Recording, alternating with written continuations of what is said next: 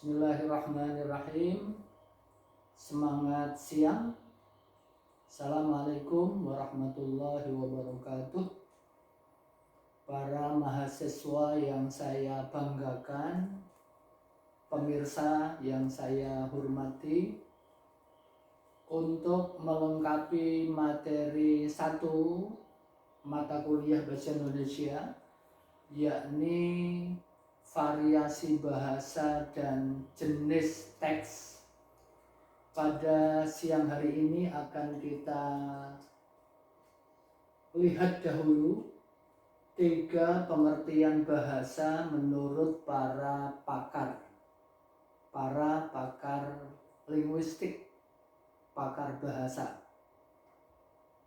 Yang pertama, menurut Profesor Tri Wiratno dalam buku beliau Pengantar Linguistik Umum tahun 2017, beliau menyampaikan bahasa adalah alat komunikasi yang terorganisasi dalam bentuk satuan-satuan bahasa seperti kata, kelompok kata atau frasa, klausa, dan kalimat yang diungkapkan baik secara lisan atau tulis.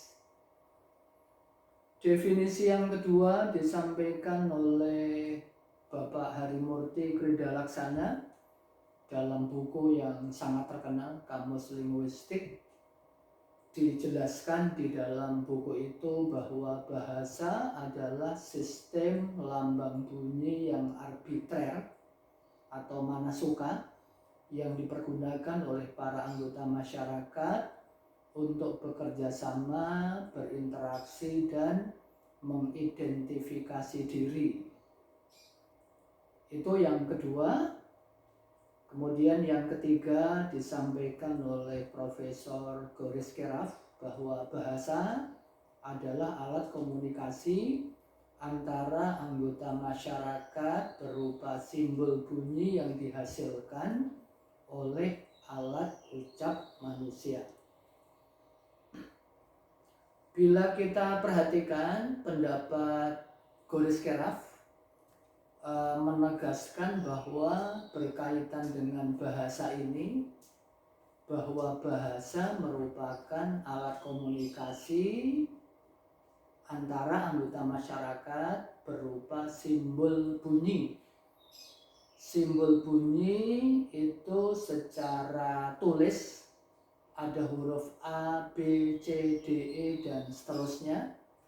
Kemudian secara lisan huruf tadi itu kita bunyikan, kita suarakan dalam pengertian bahasa lisan. Sehingga tadi disampaikan menurut Pak Goris Keraf ini bahwa bahasa adalah alat komunikasi antara anggota masyarakat berupa simbol bunyi yang dihasilkan oleh alat ucap manusia. Simbol bunyi yang dihasilkan oleh alat ucap manusia. Definisi ini hampir sama sebetulnya dengan pendapat Pak Harimurti Kridalaksana. Sedikit penekanan yang disampaikan Pak Harimurti ini bahwa bahasa itu dimanfaatkan untuk berinteraksi dan mengidentifikasi diri oleh pemakainya, dan bahasa ini merupakan sistem lambang bunyi yang bergabung secara arbitrer, manasuka, sehingga misalnya huruf B bergabung dengan O, bergabung dengan K, bergabung dengan U akan menghasilkan kata buku. Oleh karena itu penggabungan ini bersifat arbitrer, manasuka, yang kemudian penggabungan kata ini menghasilkan kata yang memiliki makna tertentu. Sedikit berbeda dengan pendapat Pak Tri Wiratno, walaupun sebetulnya ketiga definisi ini hampir sama. Kalau Pak Wiratno ini menekankan bahwa bahasa itu bisa diungkapkan baik secara lisan menggunakan bahasa lisan maupun menggunakan bahasa tulis. Dan bahasa didukung dengan bentuk satuan-satuan bahasa, dan kita tahu bahwa satuan bahasa itu ada kata, kemudian di atasnya adalah frasa, klausa, dan kalimat.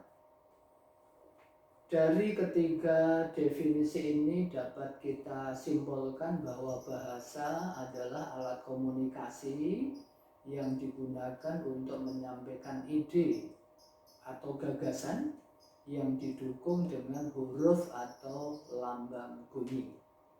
Saya ulangi bahwa bahasa adalah alat komunikasi yang digunakan untuk menyampaikan ide yang didukung dengan huruf atau lambang bunyi.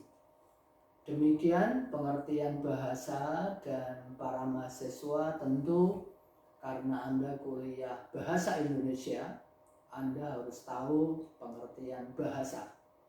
Demikian, dan nanti selanjutnya akan kita bicarakan fungsi bahasa. Ya, bahwa fungsi bahasa paling tidak ada 3. Semangat siang, salam sehat. Assalamualaikum warahmatullahi wabarakatuh.